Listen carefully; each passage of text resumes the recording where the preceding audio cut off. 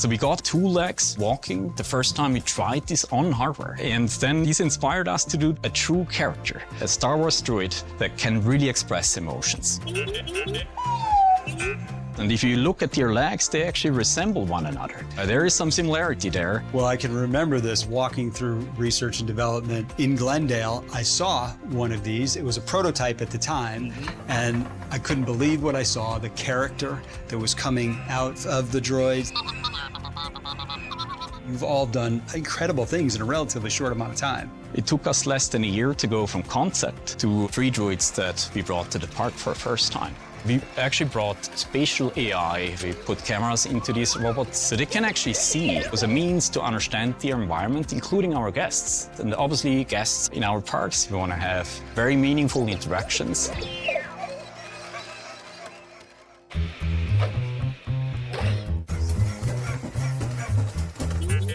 One important item with BDX Droids is to bring more autonomy to these characters in general. First step for more autonomous solutions is to give them eyes and ears, understanding the environment, and including, obviously, our guests. So we have these 2 cameras on the robot that are giving video feed to the robot and is using that to understand its surroundings. Here we see what the robot is seeing. So we have a camera feed that shows the image that the robot is capturing right now. And then here is the understanding part. The robot is able to extract from the image a representation of me moving my arms and moving my legs and anything I do. The robot is understanding my movement. If a guest comes in and leans towards the robot can see that. And if he comes back up, he can also see that. He can also see if I'm raising my hand, for example, to wave.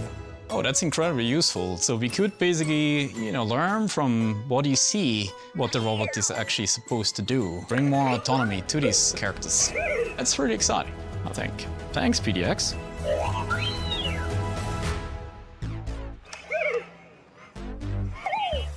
We're here talking a little bit about our BDX droids, and we want to turn our lands into stages where the droids can perform continuously for all of our guests and meet as many people as possible.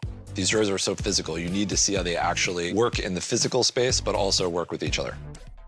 What we have here is our droid recording studio, the place that allows us to test and iterate with our creative developers and our shows that can be played back live in front of our guests. We can bridge this gap from core robotics to live entertainment. Brian, the creative director here, has his script, and we're going to run through this. He's going to give us feedback so we can make the show how he wants. Okay, action. Right now, we are basically recording a sequence for one of the prototype shows that we've been doing. Okay, start scanning. This is kind of like building blocks. It becomes the autonomous show. And cut. I mean, having one to the left and one to the right is great. Red's just the anchor doing the bots is great. Yeah, okay. Perfect. We don't need this anymore. Let's run it back to what it looks like. What's really cool about these moments with the droids in the studio is that we can work out sight lines, work out timing. We can figure out exactly what kind of show we want to deliver to our guests. Awesome. That looks good. Yeah. Okay, perfect.